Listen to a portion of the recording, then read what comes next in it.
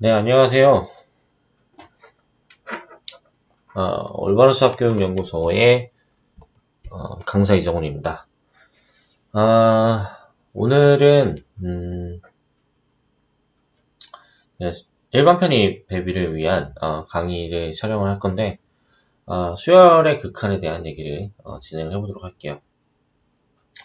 교재는 아마 이제 무료로 업로드가 될 것 같아서 보시면 될 것 같고 일단 데피니션을 위주로 볼 건데 여기는 이제 논술 대비가 아니라 이제 빨리빨리 이제 계산하는 거나 케어하는 것, 그런 것들을 고려하기 위해서, 진행을 하는 거니까, 제가 현장에서 강의하는 거와는, 좀 다르게, 생각해 주시면 좋을 것 같아요. 자, 일단 데피니션 자체는 이렇게 들어가 있어요. AN이 A로 수렴한다 라는 거에 대한 표기를 이렇게 해주고, 그 실제 데피니션은 뭐냐면, 이미 엡실론에 대해서, 적당한 엔저로가 존재해서 만족하기를 n를 넘어가는 n들은 다 an과 a에 대한 차가 엡실론보다 작다. 이렇게 얘기를 하고 있는데 실제로 여기서 이제 요 l을 지금 뭐로 보면 되냐 라고 하면 이 l을 a로 보시면 돼요. 잠깐 표기를 좀 해보자면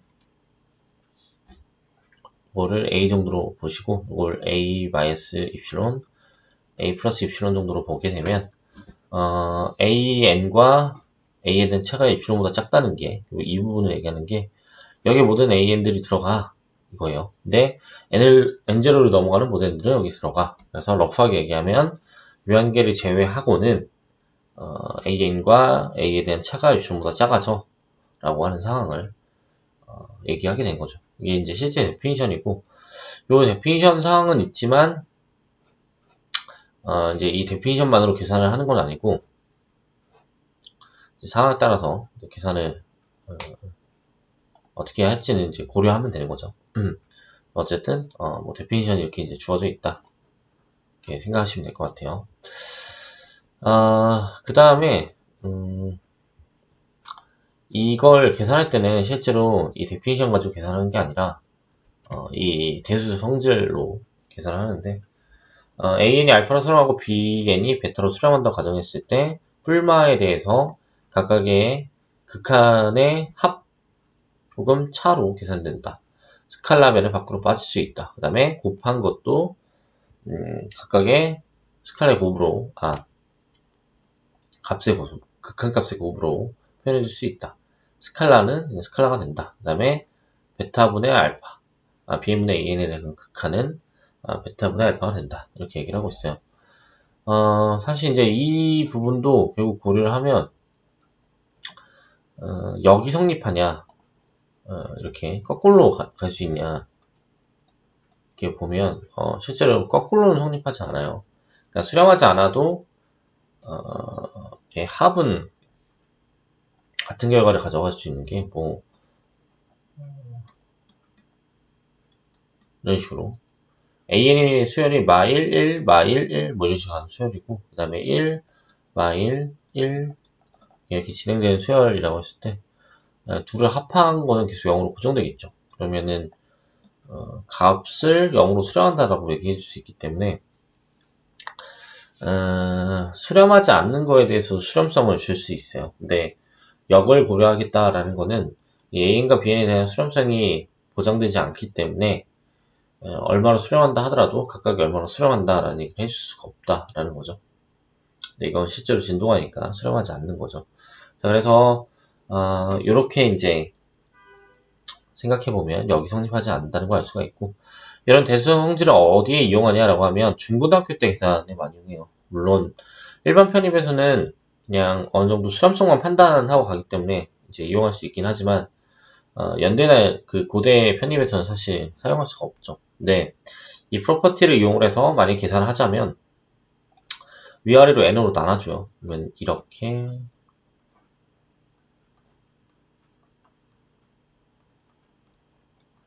표현해 줄 수 있을 거고 그 다음에 n분의 1과 n분의 3이 수렴하기 때문에 리미트를 이렇게 다 분리시켜도 된다는 거를 이 프로퍼티 5.1.2로 생각을 하게 되면 얘를 이제 각각의 수렴값으로 생각해 줄 수 있겠죠. 그래서 0으로 수렴, 0으로 수렴. 그러니까 1-0분의 0 플러스 2로 수렴. 그러니까 2로 수렴.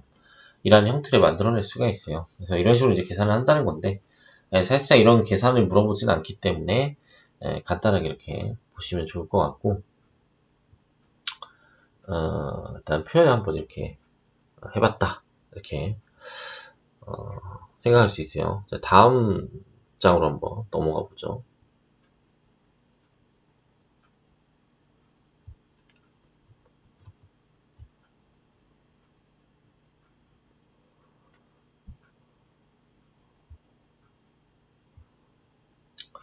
네, 다음 장은 정리 5.1.3번인데, AN이 A로 수렴하는 거랑, 그 다음에 AN과 0에 대한 차가, A에 대한 차가 절대값이 씌었을 때 0으로 수렴하는 거는 같은 거다. 이렇게 얘기하고 있어요. 물론 직관적으로 보면 얘가 수렴한다는 가정을 하게 되면 이게 분리가 사실상 가능해서 A 빼기 A의 결과를 가져가겠죠. 그래서 이제 될 텐데, 실제 이제 어떤 걸 활용하냐면 얘가 0으로 수렴한다라는 거를 고려하기 위해서 리미트 n을 무한대로 보냈을 때 절대값에 마이너스 1 n승에 n으로 나눈 거와 0에 대한 차가 그냥 n분의 1이 되기 때문에 0이라는 값을 가져가겠죠. 자, 그러니까 이런 형태로 고려를 해보자면 결국 0으로 수렴한다는 걸 고려해 볼 수 있다. 뭐 이렇게 얘기해 볼 수 있는데, 이거는 이제 직관적으로 우리가 이미 알고 있는 성질들일 테니까 이렇게 이제 보시면 될 것 같고, 다음 정리를 한번 또 보도록 할게요. 어떤 정리가 있는지. 자, 5.1.4번이라고 하는 이 정리는 조임 정리, 혹은 뭐 샌드위치 정리, 혹은 뭐 스퀴즈 정리 이렇게 얘기해 주죠. 사실 샌드위치 정리라는 말은 원래 안 쓰는데 그 애들 교육과정에서, 중고등학교 교육과정에서 많이 쓰는 말이어서 표현한 거고, 일반적으로는 스퀴즈 정리 혹은 조임 정리라고 생각하시면 될 것 같아요. 지금 이 아파트에서는 기본적인 예제순의 내용을 진행하고 있는 거고, 이제 전반적인 내용이 다 끝나면은 문제풀이 위주로 이 수업이 구성될 거라서 가볍게 정리를 보고 넘어가는 걸로 보시면 될 것 같아요. 자, 그러면 이걸 언제 활용하냐, 이런 건데, 이런 sin n분의 n, 그러니까 sin이라는 형태가 마이너스 1과 1 사이에 있는 상황을 우리가 잘 알고 있죠. 근데 이걸 n으로 동일하게 나눠주면 이런 형태가 될 텐데, 요 마이너스 n분의 1도 0으로 수렴하고 n분의 1도 0으로 수렴하기 때문에 이 n분의 sin n도 0으로 수렴한다는 걸 이 샌드위치 정리가 보장해준다, 이렇게 얘기를 하고 있어요. 보통은 이 샌드위치 정리를 이용을 해서 얘기를 할 때, 그러니까 서술을 할 때 무슨 정리에 의하여 라고 꼭 서술을 해줘야 돼요. 그러니까 서술형 문제일 때는 사실 그런데, 일반 문제에서는 이렇게 되니까 된다 이렇게 하고 찍고 넘어가는 상황으로 가는 거죠. 그래서 보통은 어떤 상황을 일반화시켜서 생각할 수 있냐면, 어떤 함수가 있어요. fn이라는 수열이 있고, 이거를 뭐 n으로 나눴어. 근데 극한이에요. 그러면 요 fn이 사인이든 사인이 아니든 6의 한 상황만 보장하면 어차피 이런 상황이 되겠죠. fn의 절대값이 얼마를 못 넘어가는 상황이 되겠죠. 근데 요거를 n으로 나눠주고 n으로 나눠주게 되면 얘가 0으로 수렴하기 때문에 얘가 0으로 수렴할 수밖에 없겠죠.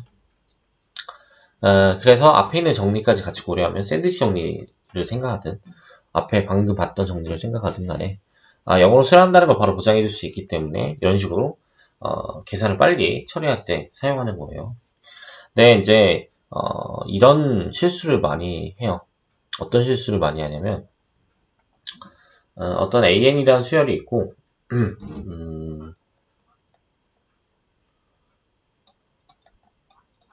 BN이라는 수열의 관계가 이렇게 있다고 해봐요. 근데 이 BN이 L로 수렴한다. 그러면 AN도 수렴한다. 이런 생각을 하시는 분들도 있더라고요. 그러니까 일반적으로 그렇진 않은데 그런 분들이 있어요. 근데 왜 그런 생각을 하냐면, 이 샌드위치 정리 때문에 헷갈리는 거죠. AN에 L로 수렴해? 그럼 얘도 L로 수렴하나? 뭐 이렇게 얘기를 하시는 분이 있는데, 얘가 이제 특정되게 0이 되는 경우만 얘의 수렴성을 얘기해 줄 수 있고, 일반적으로 0이 아니기 때문에 보장이 안 돼요. 자, 0이면 왜 되냐라면, 이 bn에 대한 절대값이 0으로 수렴하면 an의 절대값이 애초에 0 이상이었기 때문에 자연스럽게 0과 0 사이에, 그러니까 조임 정리가 들어간 상황이 되는 건데, 여기서 만약에 L이 0이 아닌 값으로 수렴한다. 그러니까 뭐 2로 수렴한다 라고 하면 이 절대값 AN은 수렴이 보장이 안 되는 게, 예를 들어 마이너스 1의 n승 같은 거를 AN이라고 가정을 하게 되면 얘는 1이 되고 1은 2 이하가 맞기 때문에 문제가 안 되고 수렴이 보장되지 않는 그런 형태가 일어나요. 그러니까 보통 이제 조임 정리는 0을 기준으로 생각을 많이 하시는 게 좋고, 놓칠 수가 있으니까 조심하셨으면 좋겠다, 이런 말씀을 드리고 싶고, 다음 내용이 또 뭔지 한번 보도록 할게요. 이 2번은 조임정리 이용하는 대표적인 유형의 문제인데, 요거는 우리가 이런 생각으로 문제를 풀면 안 돼요. 예를 들어 n분의 1인데 어차피 얘 0으로 수렴하잖아. 그럼 n분의 0승이니까 어떤 수의 0승도 1이야. 이런 식으로 문제를 풀면 말도 안 되는 풀이기도 하지만 실제로 문제가 되는 풀이 상황이에요. 그래서 아무리 일반 편입일지라도 이런 식으로 논리를 펼치면 값이 에러가 날 때가 많기 때문에 조심하시면 좋을 것 같아요. 그래서 이런 식의 논리로 가는 건 아니고, 그럼 실제로는 이 조임정리 어떻게 쓰냐? 밑에 풀이를 한번 볼까요? n의 n제곱근, 그러니까 n의 n분의 1승을 고려하는 거죠. 이 형태를 생각을 해보면, n이 만약에 2 이상을 넘어가게 되면 h에 대한 조건을 0 이상으로 썼지만 실제로 0보다 큰 조건으로 이렇게 넣어줄 수 있겠죠. 자, 그 다음에 m만 놓고 1 플러스 h의 n승 형태로 놓고 이렇게 표현을 하는 거죠. 이걸 뭐라고 하냐면 이항 정리를 이용을 해서 표현을 한 거예요. 자, 그러면은 여기서 이제 필요한 항을 몇 개만 선택할 건데, 다 필요하진 않아서 몇 개만 선택하는 거예요. 그러면 여기가 1이기 때문에 우리가 0으로 h를 0으로 수렴시킨 상황을 만든다면, 얘가 0으로 수렴하면 얘가 1로 수렴한 상황이 되는 거죠. 그 상황을 만들기 위해서 요 1과 그 다음에 요 두 번째 항, 왜냐면 차수가 얘가 더 커야 돼. h가 이제 0으로 수렴할 테니까 두 가지 항만 남기고 다 생략할 거예요. 그럼 h에 대한 조건 자체가 0보다 큰 조건이기 때문에 여기는 지금 양수들이고, 양수들을 빼봐야 더 작은 수가 나올 테니까 이런 표현이 되겠죠. 자, 그래서 얘를 한쪽으로 다 넘기면 이런 표현이 될 거고, 정리해주면 이런 형태가 일어난다. 자, 그러면은 얘가 0으로 수렴하는 걸 생각하고 얘가 0 이상인 걸 고려해보면 조임 정리에 의하여 결국 0으로 수렴한다는 걸 보장해 줄 수 있다. 이렇게 얘기를 해볼 수 있겠죠. 그래서 이런 이제 합의를 볼 수 있는 거고, 이런 테크닉을 알게 된다면 나중에 이제 다른 문제 상황에서도 적용할 수 있기 때문에, 이런 거는 이제 중고등학교 교육과정이랑 에서 보던 수열의 극한이랑 조금 다른 개념으로 인식하면 좋을 것 같고, 다음 문제도 한번 보도록 할게요. 정리 5.1.5번은 수열 AN이 있고 수렴하는 AN이 있고, 그 다음에 연속함수 F에 대해서 AN이 알파로 수렴하면 리미트 FAN이 리미트가 안으로 들어간 F 알파와의 결과가 같아진다, 이렇게 얘기하고 있어요. 자, 여기서는 F가 연속이라는 조건을 이용해서 문제를 푸는 건데, 우리가 사실 직관적으로 이용할지도 몰라요. 근데 예를 들어 이런 형태, 사인의 n분의 파이의 리미트를 씌운 걸 생각해보면 어차피 안은 0으로 수렴하니까 사인 0이야. 사인 0은 0이니까 0이야. 이렇게 얘기하는 그런 형태를 고려하는 게 예제 4번 상황인 거고,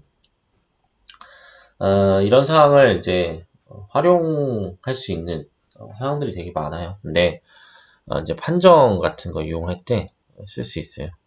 어떤 게 있냐면, x가 유리수일 때 1, x가 무리수일 때 0으로 이렇게 가정을 해서, 뭐 x가 0에서 연속이냐, 이런 걸 물어봤다고 해봐요.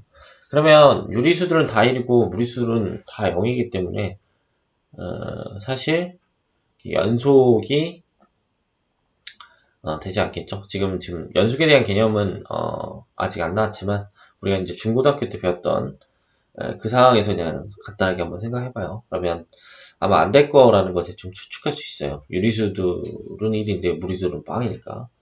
그래서 이런 거를 이제 고려할 때 연속이 된다고 한번 생각해봐요. 그 다음에 문제가 되는 상황에 대한 해결을 보기 위해서 어떻게 할 거냐면 유리수들은 다 1 찍는다고 있고 얘는 유리수잖아요. 0은 유리수니까 이런 무리수열을 한번 생각해봐요. 무리수열. 그러면 리미트 fqn이랑 그 다음에 f 리미트 qn이랑 같은 거를 보장해 줄 수 있겠죠. 이 정리 사항을 생각해 보면 0에서 연속이기 때문에 이게 이제 보장이 되는 거죠. 근데 실제로 얘를 이제 계산해 보면 fqn은 qn을 무리수열, 그러니까 무리수로 잡았기 때문에 0을 0의 결과가 나오는 거죠. 그 다음에 0의 리미트는 0이니까 0이 나온 거예요.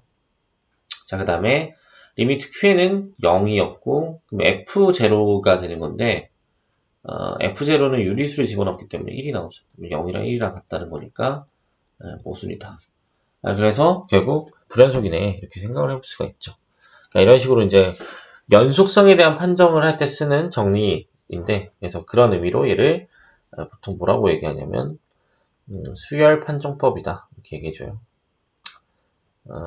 그러니까 저희는 지금 이걸 연속성에 대한 체크에서도 사용할 수도 있고, 그 다음에 수열에 대한 계산을 할 때도 체크할 수 있기 때문에, 이렇게 이제 이름을 매긴 건데, 정확하게는, 좀 이론적인 게 강할 때, 이론적인 부분을, 강하게 얘기할 때는, 보통은, 이거 이제 수열 판정이라고 얘기를 하고, 그 다음에 이걸 칼큘러스에서는 수열 판정이라고 보통 얘기 안 하는 이유는 뭐냐면, 얘가 연속성에 대한 판정도 의미가 있겠지만, 계산할 때 용이하게 도움을 주기 위해서 칼큘러스라는 과목 자체가 계산을 하기 위한 과목이잖아요. 그러니까 그런 초점을 맞춰서 이렇게 이제 얘기를 하기도 하니까 이렇게 예제 상황을 한번 보시면 좋을 것 같고 다음 상황이 또 뭐가 있는지 한번 보도록 할게요. 얘는 이제 정리 5.1.6번인데 아래 n승에 대한 수렴성 발산성을 얘기하고 있어요. 그러니까 1이면 1의 n승이어서 수렴, 그 다음에 1과 마이너스 1 사이에 대해서는 0으로 수렴, 그 다음에 r이 1보다 크면 발산, 그 다음에 마이너스 1보다 작아지면 진동하면서 발산한다. 이렇게 얘기하고 있어요.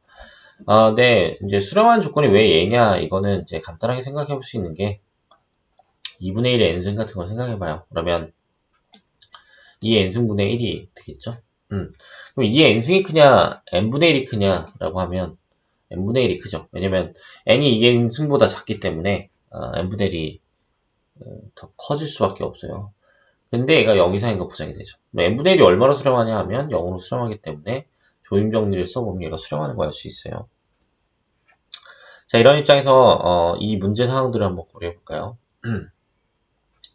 2분의 1과 n분의 1의 관계에서는 2분의 1의 n승이 더 커요. 근데 n을 만약에 무한대로 보낼 거기 때문에 3 이상으로 가정을 해야 되죠. 어차피 충분히 큰 걸 고려하는 거지 작은 수를 고려하는 건 아니니까. 그러면 여기는 n을 3으로 고정시켜도 크기 관계가 이렇게 생겨나겠죠. 근데 얘는 6분의 5니까 6분의 5의 n승은 또 0으로 수렴하겠죠. 그러니까 2분의 1의 n승과 6분의 5의 n승이 다 0으로 수렴하는 상태에서 조임정리 사용해보면 결국 얘도 0으로 수렴할 테니까 얘가 0이다. 이렇게 얘기를 해줄 수 있겠죠. 이런 식으로 이제 판단을 하면 돼요. 만약에 이제 이걸 계산해서 이용하는 상황을 생각을 해보자면, 뭐 여러 가지 상황으로 생각해 볼 수 있을 것 같은데, 여기서 이제 진동하는 상황이겠죠? 여기서 진동하는 거지만, 얘가 만나면, 이 유기한 상황은 n분의 1가 만나면 0으로 수렴하는 걸 우리가 알 수 있기 때문에 얘가 0으로 수렴한다. n분의 n은 1로 수렴한다. 라는 얘기를 해줄 수 있어요. 그래서 1로 수렴한다. 이렇게 대수적 형질을 이용해서 계산할 수도 있긴 하지만, 어쨌든 상황을 잘 봐야 되니까, 이렇게 고려하시면 될 것 같고, 만약에 이런 문제 상황이 나오게 된다면 어차피 n이 충분히 커질 걸 생각할 수 있어서 n분의 1이 2분의 1을 아무리 더해봐야 1보다 작은 수겠지? 작은 수에 n승을 취해서 무한대로 보내면 0으로 수렴하겠지? 그래서 결국 얘는 0으로 수렴하겠네 라고 추측하는 상황을 만들어주면 좋을 것 같아요. 근데 사실 지금 제가 말을 천천히 하다가 빨리 한 이유는 일반 편입에서는 이런 사고를 해야 된다는 걸 말씀드리고 싶어서 갑자기 빨리 해봤어요. 그러니까 이건 보통 이 수열 값을 찾거나 수열의 극한값을 찾거나 아니면 수열 중에 수렴하는 게 뭐야? 기억, 니은, 디귿 이런 식으로 문제를 푸는데 그런 상황에 대한 해결을 보기 위해서 보통 일반 편입을 공부하시는 분들은 편법 같은 거로 공부를 하시는 분들이 있어요. 근데 보통은 편입 강사분들이, 그러니까 제가 편입 강사까지는 아니니까 편입 강사분들이 빠르게 그냥 해결을 보게 가기 위해서 이상한 편법들을 많이 알려드리더라고요. 근데 교수님들이 그런 상황들을 다 고려하기 때문에 잘 풀고 싶으시다면 웬만하면 방금 제가 했던 사고 같은 거를 하시면서 문제가 안 될 만한 상황들을 고려하셔야 돼요. 왜 그러냐면 편법으로 문제를 해결하는 상황을 주겠지만 교수님들, 대학 내에 있는 교수님들도 그 편법들이 어떻게 들어가는지 알고 있기 때문에 그런 걸로 해결을 보다가 큰 낭패를 볼 수가 있으니까 웬만하면 이렇게 사고하시는 게 좋아요. 저도 이제 대학 내에 있었기 때문에 어떤 식의 문제들을 고려하는지 잘 알기 때문에 중간중간 이렇게 말을 빨리 할 때는 이런 식으로 사고하라고 얘기를 하는 거구나. 그래서 이런 걸 암산하고 연습하는 훈련을 꼭 하셔야 된다. 이렇게 말씀드리고 싶고 다음 내용으로 한번 또 넘어가 볼게요. 정리 5.1.7번은 정의예요. 데피니션인데 단조수열과 유계수열을 정의하고 있어요. 단조수열이라고 하는 건 뭐냐면 항이 증가하면서 커지는 거. 이건 이제 등호를 넣어줘서 증가라고 하고 여기도 증호를 넣어서 감소라고 한다. 그래서 다른 말로는 단조 증가, 단조 감소 이렇게 얘기를 해주는데 만약에 이제 등호가 없으면 순증가라고 해줘요. 순증가. 여기는 이제 순감소 혹은 강증가, 감감소 이렇게 얘기하기도 하는데 요 데피니션을 소개하는 이유는 뒤에서 얘를 활용하려고 얘기한 거고 아까 전에 이 유의 의미는 말씀을 드렸는데 AN의 위에 바운드로 줄 수 있으면 적당한 양수가 바운드로 주면 이걸 위로 유계라고 하고 아래로 바운드로 주면 아래로 유계 그 다음에 위아래가 모두 만족하면 유계라고 하는 거예요. 단조수열은 둘 중에 하나만 만족하면 단조수열이라고 하는 거고 그래서 AN이 단조수열이에요 라고 얘기하면 AN은 단조 증가거나 혹은 단조 감소인 거죠. 둘 중에 하나만 될 수 있는 거니까 유계수열이라고 하면은 위로 유계이면서 아래로 유계구나 라고 생각하셔야 돼요. 자 그러면 이거 가지고 뭘 하고 싶은 거냐 이걸 한번 고려해보고 싶은데 그게 정리 5.1.8번이에요. 유계한 단조수열은 수렴한다. 이거는 다른 말로는 단조 수렴 정리라고 하는데 보통 이제 초점을 한번 생각해 보시면 수열 문제를 출제자가 돼서 낸다고 한번 가정해봐요. 근데 좋은 출제자, 마음이 착한 출제자가 아니라 좀 나쁜 출제자 아니면 어느 정도 선별하고 싶은 출제자라고 생각을 해봐요. 아니면 보통 대학 내 교수님들은 자기 대학에 이제 애착이 있으니까 우리 대학에 뭐 아무나 함부로 못 들어오게 하겠다 이런 생각을 하는 그런 교수님 입장에서 생각을 해보세요. 그러면 이제 중고등학교 거를 출제할 거냐 아니면 중고등학교에서 출제 범위를 갖지 않을 거냐. 그러니까 이 미적분학이라는 과목을 공부할 때 중고등학교 때 외의 내용들이 들어갈 거 아니에요. 그 내용에서 출제할 거냐라고 하면 당연히 중고등학교 문제를 출제하지 않겠죠. 왜냐면 중고등학교에서 공부했던 문제를 출제하면 얘가 이제 캘큘러스에 대한 공부를 했는지 안 했는지 판단을 할 수가 없잖아요. 그렇기 때문에 중고등학교 내외에 있는 외에 있는 문제를 출제할 확률이 크죠. 수열에서 그 부분이라고 하면 이 단조 수렴 정리라고 생각하시면 돼요. 유계하고 단조 수열이면 수렴한다. 다른 말로는 위로 유계한다 가정을 해봐요. 그 다음에 단조 수열이면 계속 증가하죠. 이렇게. 증가하는데 얼마를 넘어가지 못하는 상황이 오겠죠. 그러면 결국 얘로 수렴할 수밖에 없을 테니까 이 수렴성에 대한 판단을 할 때 이렇게 사용하는 상황이에요. 자, 그러면 이제 이걸 활용하는 그 상황들을 한번 보도록 할게요. 여기 보니까 AN의 수렴성을 판단을 해봐라. 근데 수렴한다는 극값이 얼마냐? 이렇게 얘기를 하고 있어요. 그러면서 식을 주어지길 AN의 구체적인 식을 주는 게 아니라 관계식을 줬어요. 관계식을 줘놓고 얘의 수렴값을 체크하라는데 AN의 일반항을 찾고 싶은데 찾기가 쉽지가 않죠. 이런 경우에는 어떻게 고려를 하는 거냐면 일반항을 찾는 게 아니라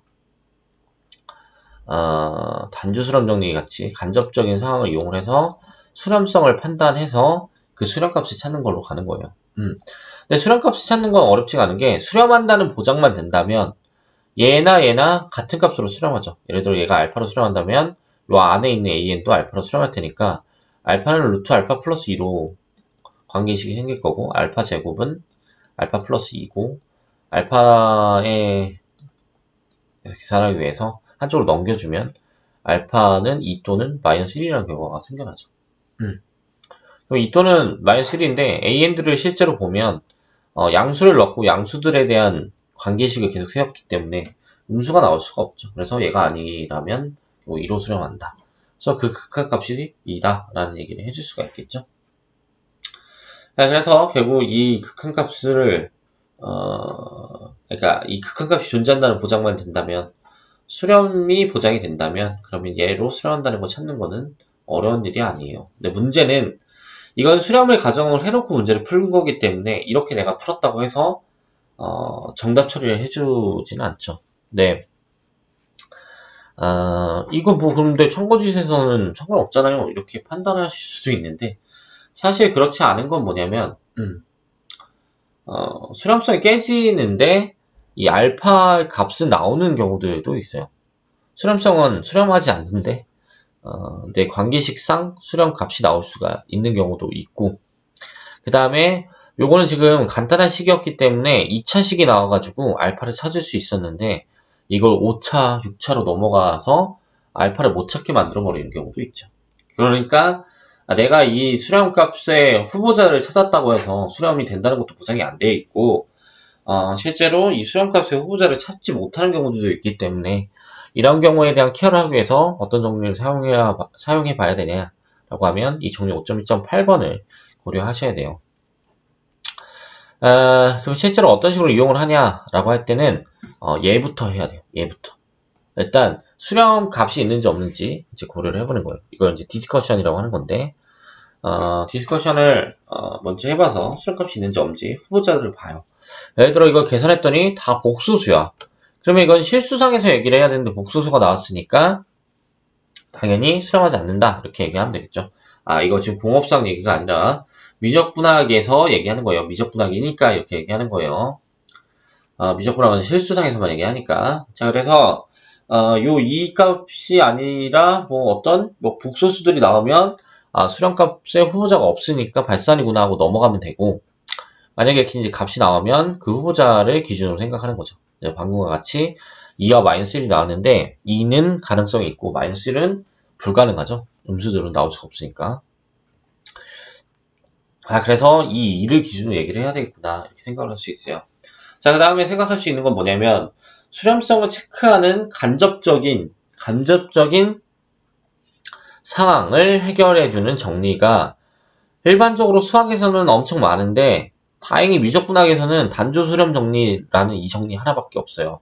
그러면 저희 입장에서는 어떻게 생각하면 돼요? 이거 간접적으로 계산을 해야 되네. 단조 수렴 정리겠구나 라고 생각하시면 되겠죠. 자, 그래서 결국 요런 조건상 이 값을 생각을 하게 돼요. 그러면 예를 들어 단조 증가의 위로 6개의 수렴을 단증의 위로 6개 혹은 단감의 아래로 감소 아감 요걸로 수렴을 주게 되기 때문에 요 수렴값 자체가 위로 바운드를 주거나 아래로 바운드를 주는 상태가 될 거예요. 그 다음에 그 수요애들은 둘 중에 하나가 되겠죠. 근데 실제로 넣으면 돼요. 그러니까 AN이 지금 1보다 작은 수 루트 2를 넣었죠. 루트 2를 넣으니까 루트 2 플러스 2에 루트를 씌웠으니까 루트 2보다 커지네요. 그렇죠? 이게 루트 2보다 커지잖아요. 근데 얘가 A1이죠. 그럼 A1과 A2의 관계를 생각해보면 A2가 커지죠. 이걸 몇 개 해봐요. 그러면 얘가 단조 증가인지 단조 감소인지 대충 추측할 수 있어요. 그래서 단조 증가를 만약에 이상과 같이 추측했다라고 하면 위로 6개인 상황을 얘가 줄 거라는 걸 생각해요. 2로 바운드를 주겠구나. 그러면 일반적으로 2를 넘어가지 못한다는 것만 내가 알아낼 수 있으면 단조 수렴 정리에 의해서 얘가 수렴한다는 걸 추측할 수 있을 거고, 수렴한다면 알파로 놓고 알파는 뭐다 찾아주는 작업을 하면 문제풀이가 끝나겠죠.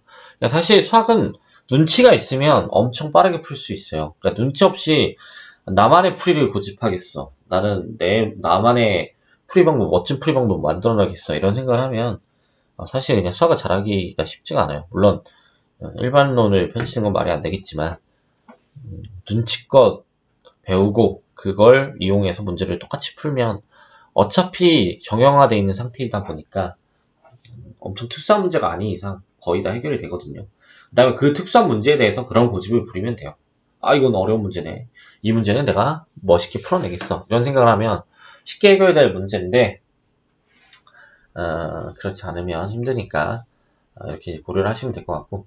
자, 이거는 이제 디스커션상 이렇게 문제를 풀었는데, 실제 문제풀이는 밑에 있는 풀이처럼 단조 증가랑 위로 6에 대한 거를 직접 보여주고 처리를 해야 돼요. 그러니까 서술형으로 출제가 된다면 아래 풀이처럼 직접 다 푸셔야 되는 거고, 그때는 이제 핵심이 수학적 기답법이 돼요. 네, 그래서 이렇게 푸는 거고, 그렇지 않은 경우에 대한 케어를 하기 위해서 우리가 뭘 고려하는 거냐면, 이렇게 되는지 안 되는지 대충 체크하는 방법을 소개해드렸다, 이렇게 보시면 될 것 같아요. 별로 어렵지 않았을 거라 생각하고, 다음 내용으로 한번 넘어가 보도록 할게요. 네, 여기까지 이제 내용 소개는 이제 끝난 것 같고, 이 이후엔 지금 연습 문제예요. 그래서 이 연습 문제를 넣어 놓을 테니까 풀어보시고, 이 연습 문제에 대한 답지는 따로 제공해드리지 않기 때문에 풀어보시고 이제 질문을 하시는 걸로 진행을 하면 될 것 같아요. 그래서 이제 풀어보시고 답이 궁금하시다, 아니면 내가 잘 풀었는지 궁금하다라고 하면 이 연습 문제에다가 쓰셔서 보내도 되고, 연습장에 쓰셔서 보내도 되고, 잘 풀었는지 확인해 드리는 시간을 가질 거니까 그렇게 진행하면 될 것 같고, 일단 오늘은 이제 처음 진행을 하다는 거다 보니까 이런 식으로 진행을 하겠다라는 의미로 이 상황을 한번 제시를 해봤어요. 그래서 이제 천천히 뭐 수열의 극한, 급수 뭐 이런 내용들을 제 수업 시간에 맞춰서 추가로 진행을 해드릴 거고, 원래는 이제 제 수업 시간에 말씀드린 대로